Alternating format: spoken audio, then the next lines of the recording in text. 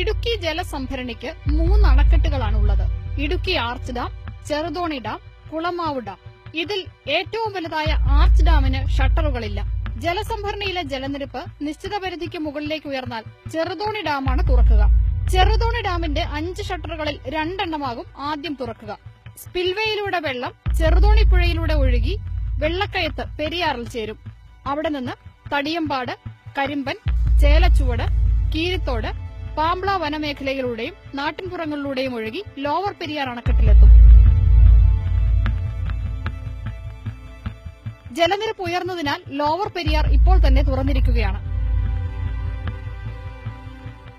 വെള്ളം അതുവഴി കടന്ന് കിലോമീറ്ററുകൾ താണ്ടി നേര്യമംഗലം കടന്ന് ഭൂതത്താൻകെട്ട് അണക്കെട്ടിലെത്തും.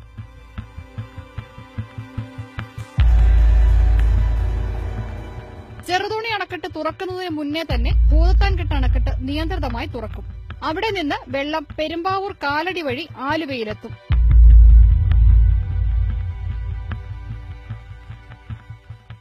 ഏലൂർ വ്യവസായ മേഖലയിലൂടെ ഒഴുകി വേമ്പനാട്ട് കായലിൽ ചേരും.